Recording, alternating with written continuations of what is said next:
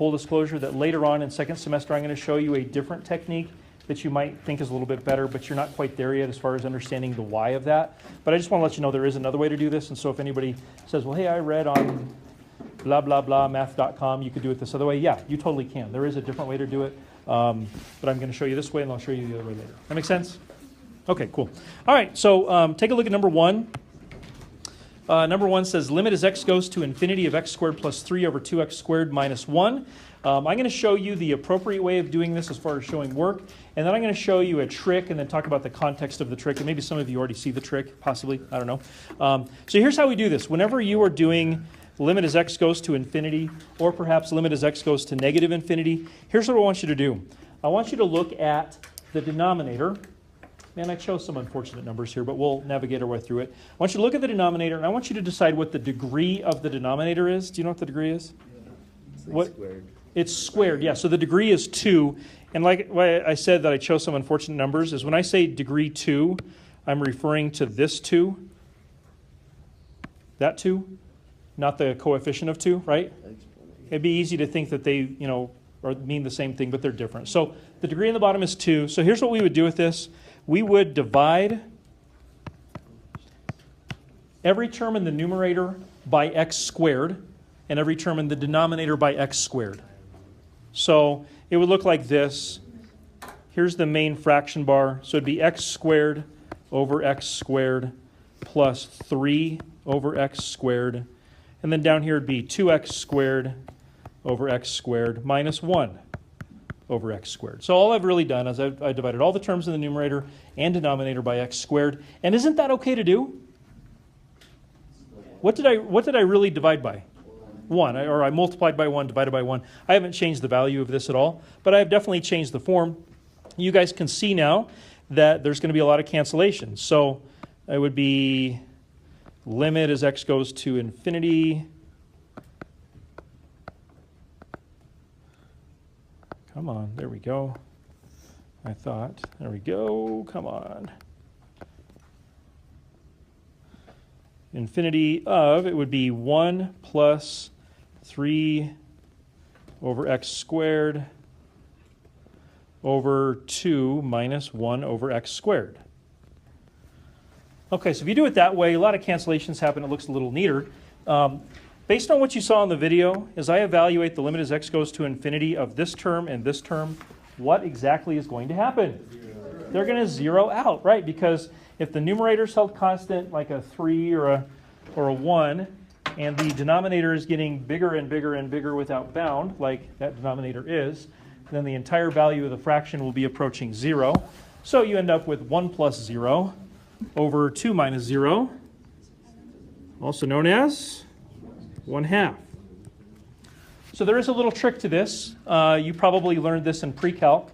And I want to be really clear about this. If you've got a multiple choice question on a quiz or a test, the AP test or whatever, if you've got a multiple choice question, I really think you should use this trick in this scenario. So this is like the degree trick or the coefficients trick. I don't know what they call this in pre-calc. But if you go all the way back to the very start, to this right here. Now, I want to be super clear about this. I don't want to mislead any of you.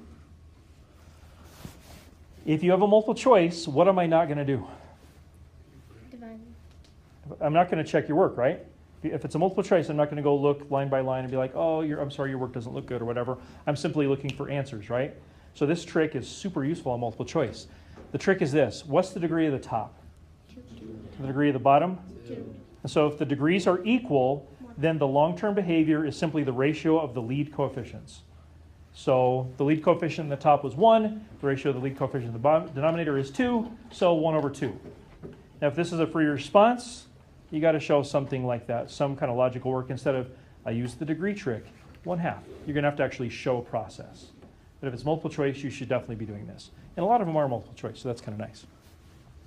Okay, let's take a look here at number 2. So let's do the degree trick first this time. What's the degree of the numerator? 1. Remember, the degree is associated with exponents. So degree 1. Degree of the denominator? 3. So do you guys remember the trick? If the degree of the numerator is less than the degree of the denominator, long-term behavior is 0. So if this were a multiple choice, all you do is you look at that and be like, hey, look at the degrees. Answer, 0. On multiple choice, that's okay. Totally fine. In fact, recommended. On a free response, if I want to see your process, we're going to have to do some division. What would I divide by? Say again? I'm going to divide by x cubed, every term by x cubed. That's right. So we're looking at the degree of the denominator for that. So it's going to be 3 over x cubed minus 2x over x cubed.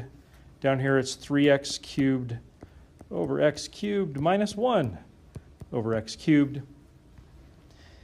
And of course you get some nice handy reducings or some cancellations. So it'd be limit as x goes to negative infinity, and it would be 3 over x cubed minus 2 over x squared, just canceling all this stuff out, 3 minus 1 over x cubed. So knowing what was on the video, I've got 3 fractions up there, and all 3 of them have a variable denominator. So as that variable denominator gets huge in the negative direction, it's still getting huge, isn't it? The numerator is held constant, so we're approaching, for all 3 of those fractions, 0. Yeah. So we end up with 0 over 3, also known as 0, but we did the trick. So we knew that that was going to happen anyways. Multiple choice, do the trick, free response, do something like that. Does that make sense? Okay. And then lastly, number 3, this is where the trick kind of falls apart a little bit, kind of, sort of. Because if you look at number 3, what's the degree of the top? 2, and the degree of the bottom? 1. So now the degree of the top is bigger than the degree of the bottom. So the answer is not 0, and the answer is not the ratio of the lead coefficients either. What did you do with this in pre-calc? Does anyone? It equals infinity. It could be infinity or negative infinity, kind of depending on the pattern. But what did you actually do to quantify this? Oh, somebody said the bad word, division. Who said that? Division. Yeah, didn't you have to do long division? Or perhaps synthetic division if you wanted to navigate that, if it worked. And it would, you know what, synthetic wouldn't work here either. So you had to do long division. We're not going to do long division. We would just do our divide by degree trick. And so I think Matt's right. This is going to involve an infinity, right, in the end. So let's do it. Degree of the bottom is 1. So it's going to be limit as x goes to infinity. It's going to be 3 over x minus 2x squared over x all over 3x over x minus 1 over x. Hope you guys are catching on. This is the same process over and over and over. Hopefully we're doing it 3 times here today, so hopefully this will be a good start to helping you retain it. And again, notice the cancellations. We're going to get limit as x goes to infinity of 3 over x minus 2 over 3 minus 1. X squared on the bottom now. But like your left, is it 3 over x squared minus 2x squared over x squared? We should be dividing by x. So that would be minus 2x. Oh, 2x. I'm sorry. Yeah, you're right. Sorry. You're absolutely correct. Can we just call that 1x? Can we just call what? 1x. Well, I mean, no, sorry, never mind. I'm getting ahead of myself. Yeah, so I just left the x off. Sorry. Okay. So now, as we apply the limit, what's going to happen to this term? It becomes, or approaches 0. Doesn't this one also approach 0? So then we're left with that term there and that term there. So as x approaches infinity, what is negative 2 times something getting huge? Like a negative something huge, right? So you can think of it as negative infinity. And then what's the divided by 3 going to do to the negative infinity? Nothing. Right? Negative infinity divided into 3 parts is still negative infinity. You really even can't say it that way because it's infinitely bigger. And the time it took us to think about it, it got 3 times bigger anyways. So whatever. Negative infinity, the 3 is not really going to do anything conceptually. So, and of course, maybe you guys remember this from pre-calc. Wouldn't number 1, wouldn't that produce a horizontal asymptote at 1/2? Number 2 would produce a horizontal asymptote at 0. And number 3 would produce a slanty one. Yeah, slant asymptote or diagonal asymptote.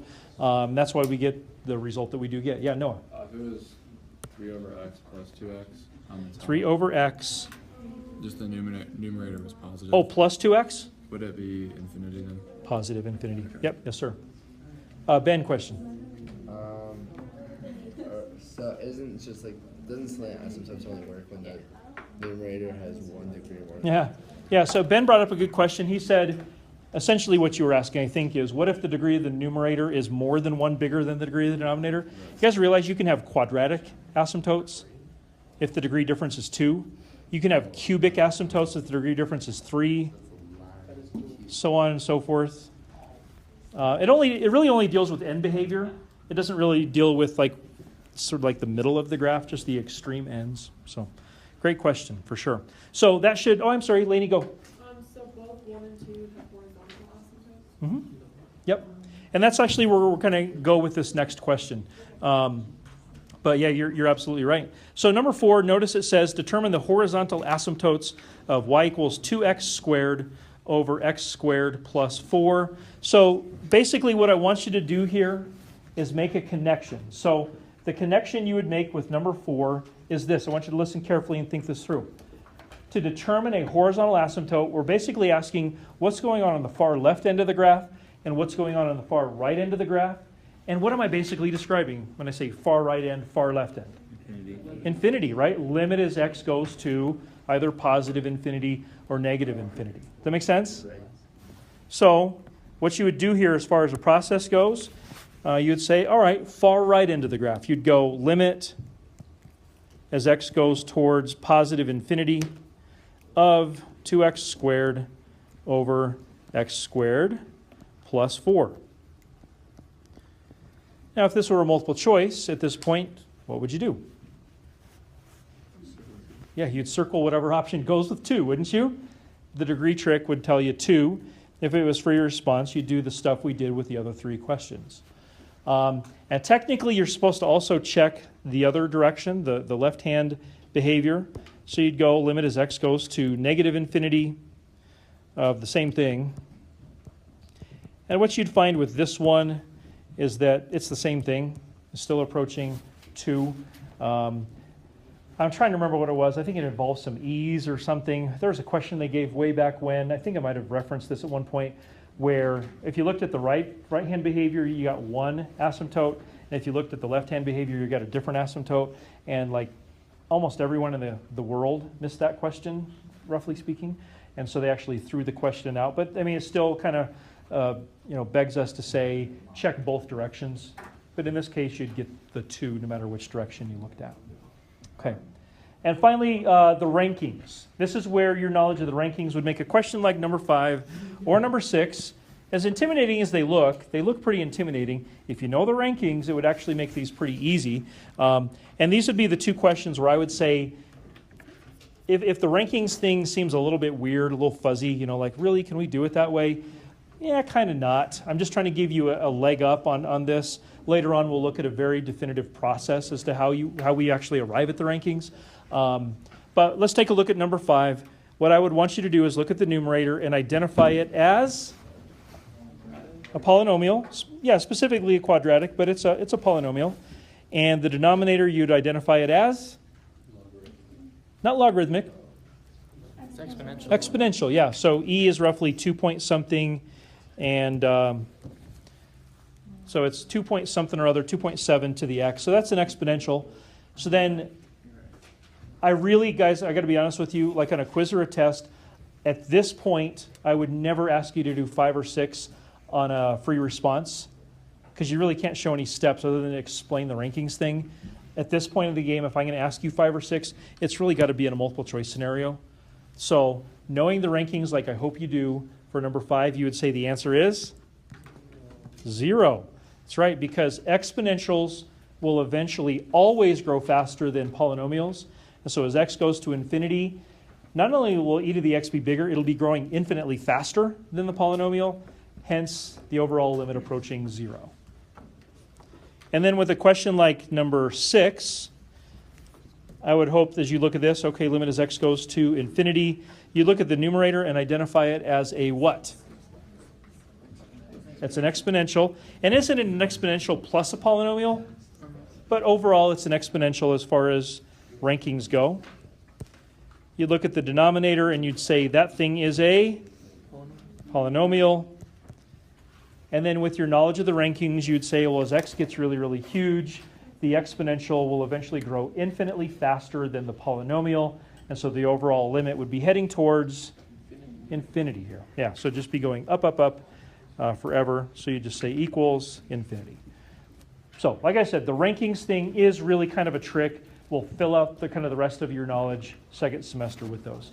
Go ahead, Jake. What if it was negative 3 to the x? Would it be a negative 3 to the x? What if it was negative 3 to the x? Instead of 3x Let's see here. So is the negative 3 in parentheses, or is it the opposite of 3 to the x?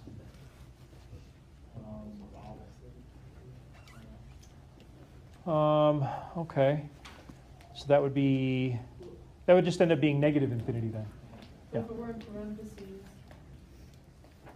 it would be kind of x. No, if what he's describing, if it was this, so as x goes to infinity, that means the exponent is going 1, 2, 3, 4, 5, 6, 7, 8, 9, 10. This would be a weird result, wouldn't it? Because wouldn't that just go, it would actually be a DNE. Oh boy, that would actually be a very interesting question, because the top would essentially be going positive, negative, positive, negative, positive, negative, and the positives and negatives would just get further and further apart from each other, right? It would just be jumping across the x-axis bigger and bigger and bigger. That's definitely a question for another day. That's a good question, for sure. I have a question. Yeah. Yeah, because then it would just be the opposite of 3 to the x, so that means it would always be negative. So, yeah, I think that's how it would turn out. Yeah, good question. Yeah, Johnny. So if it was exponential, like if it was, so problem 5, for example, if it was like 0.5 to the x, then it'd be infinity, right? Yes. Yeah. So with the exponential, we're saying that the base is bigger than 1. Right? But your point is correct. Your point is definitely correct. Okay. Hey, this is good. This is really good. If you guys would, let's jump ahead a little bit. We're going to move into 3.7. We are skipping 3.6. 3.6 is like ultra graph heavy, and we don't need to do it, so we're not going to do it. It goes back to all kinds of stuff. We're just going to skip over that. We're going to 3.7. Yeah, so 3.7 is kind of the last big topic in chapter 3. So we'll get a lot of this done. I'm encouraged we're here. Okay, you guys ready? Here we go. Let's see if we can fill in some blanks. This would be some flashcard-ish kind of material. So optimization is finding an optimum value or finding a optimization? Maximum or minimum, yeah. A max or a min.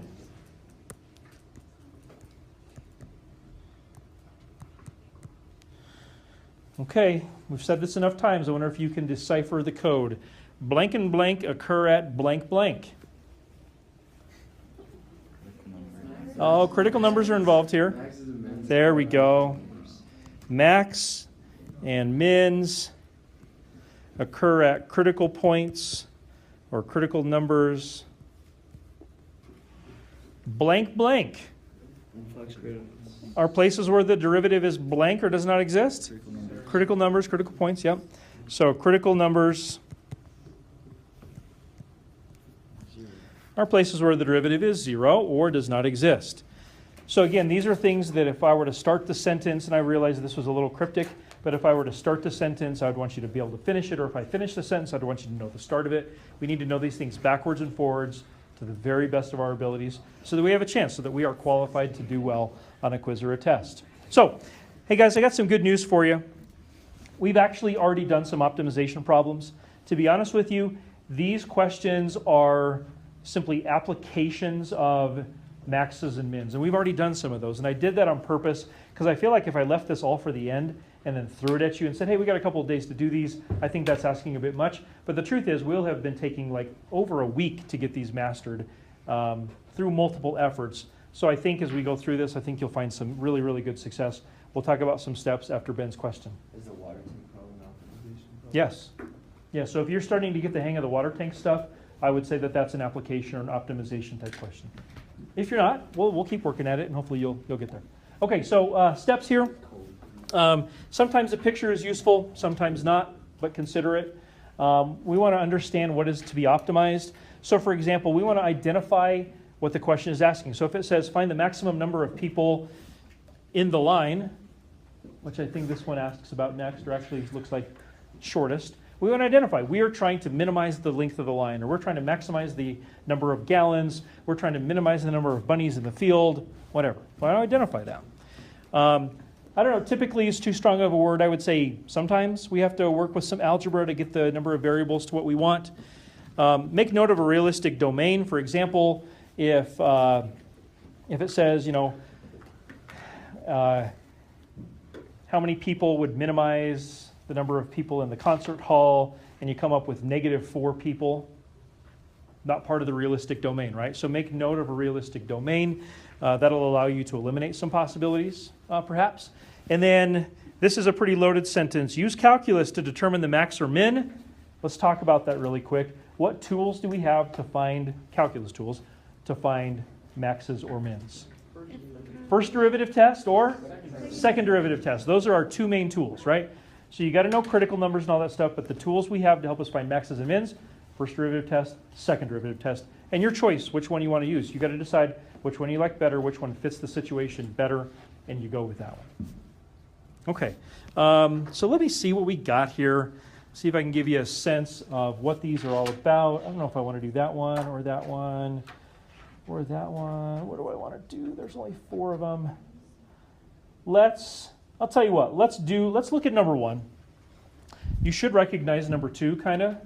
We actually already sort of did parts of number 2, but let's look at number 1. It says, we'll at least kind of get this set up and discussed, and we can pick this back up tomorrow. One thing we are not going to do is we are not going to rush through these, so if at any point it feels like I'm going too fast, ask a question, slow me down, and we can slow down, okay? But we'll just get this one kind of started. We'll pick this up again tomorrow. So it says, the concert is beginning soon and people are starting to get in line. The rate at which people join the line is given by J of t. The rate at which people leave the line, for whatever reason, maybe they're going into the concert hall, hopefully, and enter the concert is 7 people per minute. For t is greater than or equal to 0. When is the line the shortest? So can anyone make a connection? What is this question really? It's the water tank, isn't it? It's just people in a line. What's that? T is in minutes, yes. Okay, so if J of t is a rate relative to the line and 7 is a rate relative to the line, I mean, we can look and highlight these things. We can see those word rates there, those words rate. So the rate at which people join the line is given by J of t. The rate at which people leave the line and go to the concert is given by 7 people per minute. Those are 2 different rates. It is the water tank question, and I think we'll leave it at this final question for you guys. As far as trying to calculate the net rate, is the net rate going to be J of t minus 7, or is it going to be 7 minus J of t? Okay?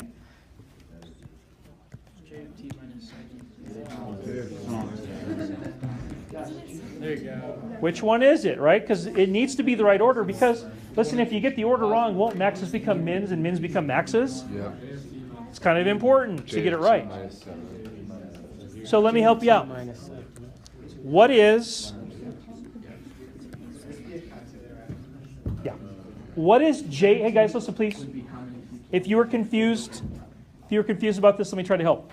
What is J of t doing to the line? Making it longer or shorter? Making it longer. What is 7 doing to the line? Making it shorter. Making it shorter. So if a rate is making the, in this case, the line or the amount get larger, then that needs to be like the positive rate. And if a rate like the 7 is causing the line to get shorter, then that needs to be the rate that's subtracted. And so we would actually go with the second one up there, J of t minus 7. That would give us our net rate. And next time we'll talk about what we actually do with that. but that's kind of where we would go with this one. So have a wonderful day. See you guys tomorrow. Or no, see you on Friday. Friday. Be 7x.